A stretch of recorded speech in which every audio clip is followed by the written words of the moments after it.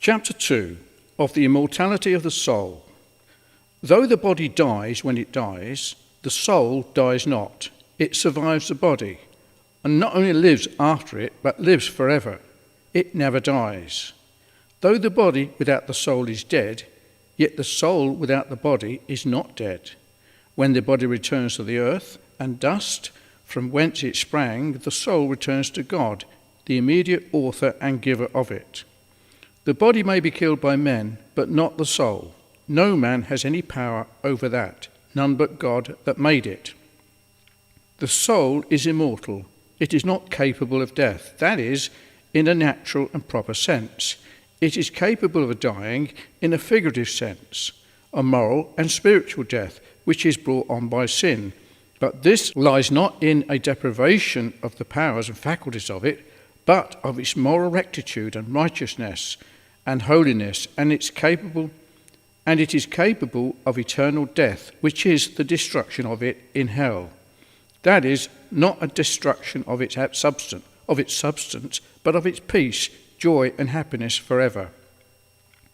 When it is said the soul is immortal, it must be understood that it is so in its nature, and is not liable to death, either from anything within itself or without, but not that it has such an immortality as God himself, who only hath immortality, dwelling in light. He has it of himself. Angels and the souls of men have their immortality of him, who made them immaterial and immortal spirits. His immortality is without beginning, and any prior cause of it, and theirs has a beginning from God, the first cause of them. He is independent, theirs dependent on him, in whom they live and move and have their being. That the soul of man is immortal may be proved. First, from the consideration of the soul itself, its original nature, power, and faculties. First, from the original of it. It is not of men. It is not extraduced, or by generation from parents, as has been proved elsewhere. What is born of flesh is flesh, and is not only carnal and sinful, but frail and mortal. All flesh is grass, withering, decaying, and corruptible, as that is, but the spirit or soul is of God. It is the very breath of God, and has a similarity to him, particularly in immortality. God breathed into man the breath of life, and he became a living soul, immortal and never dying. Genesis 2 verse 7. Elihu says, Job 33:4, the breath of the Almighty hath given me life, a life that will never end. As the first man was made, so are his posterity. His body was formed out of the dust, and then a living, immortal soul was breathed into it. So the body of every man is first formed, and then the soul is created in it. Hence, God is described as he that formeth the spirit of man within him, Zechariah 12 verse 1. And as God is the former of the souls of men, so he is the supporter of them. He upholds their souls in life, as they have their being and their life from him. It is maintained by him. The souls of men are not dependent on their bodies, and therefore die not when they do. As they are independent of them in their operations, can think, reason, discourse, will, and nill without them, and so they are in their being, and can exist and subsist without them. The most malicious and cruel persecutors can only kill the body, and after that they have no more power they can do. They cannot kill the soul. Luke 12 verse 4. They cannot pursue that any further. That returns to God that gave it. He could indeed annihilate it if he would, but that he does not do. Neither the souls of good men, who after death are under the altar, calling for vengeance on their persecutors, nor the souls of bad men, who are in perpetual torment. Their worm or conscience never dies, but is always torturing them, and the fire of divine wrath in them is never quenched, of which they are always sensible, and therefore must be immortal and never die, or else that fire and its burnings would not be everlasting, as they are said to be.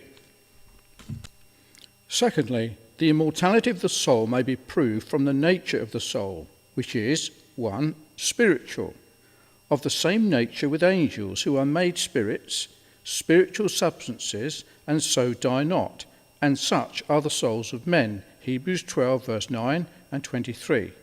Now, as the souls of men are of the same nature with angels, and they die not, it may be concluded that the souls of men are immortal and die not. Psalm 104, verse 4, Luke 20, verse 36, 1 Corinthians 2, verse 11. 2. The soul of man is simple, unmixed and uncompounded. It is not composed of flesh and blood and bones, arteries, veins, as has the body. A spirit has none of these, not flesh, which may be torn to pieces, nor blood, which may be let out and shed, and life expire, nor bones, which may be broken and be the occasion of death, nor arteries and veins, which may be cut through and life cease, nor is it, as the body, made up of 4 elements, fire, water, earth, and air, and capable of being resolved into the same again. 3. It is immaterial. It is not composed of matter and form, nor is it a material form, deduced of matter, as the souls of brutes, which die, go down, and return to the earth. Matter is destitute of motion, and cannot move itself, whereas the soul of man, being moved, can move itself, as it appears by the thoughts, reasonings, discourses. This was Plato's argument for the immortality of the soul, that it can move the body at pleasure or influence to any action, as to walk, sit. Matter is incapable of thought, reasoning and discoursing, willing and nilling, as the soul is. Matter is divisible, disseparable, may be cut to pieces. Not so the soul. It is out of reach of every slaughtering weapon. The sharp arrow cannot penetrate it, nor the glittering spirit pierce it, nor the 2-edged sword dissolve it. None of these, nor any other of the same nature, can touch it. 4. The soul has no contrary qualities, which, when one is predominant, threatens with destruction. It is neither hot nor cold, neither moist nor dry, neither hard nor tender.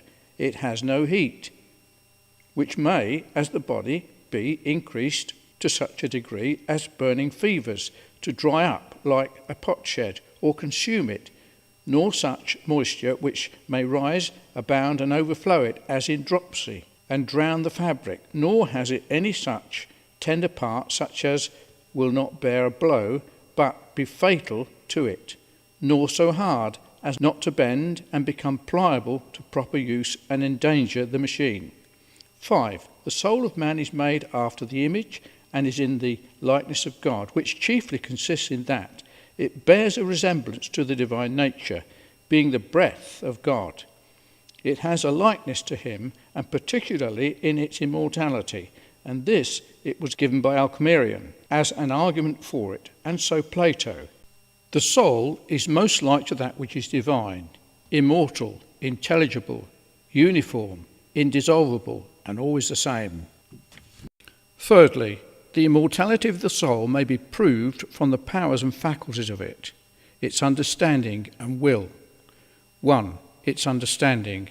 There is a spirit or soul in man, as Elihu says, and Job 32:8 verse says, and the inspiration of the Almighty giveth them understanding, an intellective power and faculty of understanding things which distinguishes men from the brutes that perish, the horse and the mule, and which have no understanding.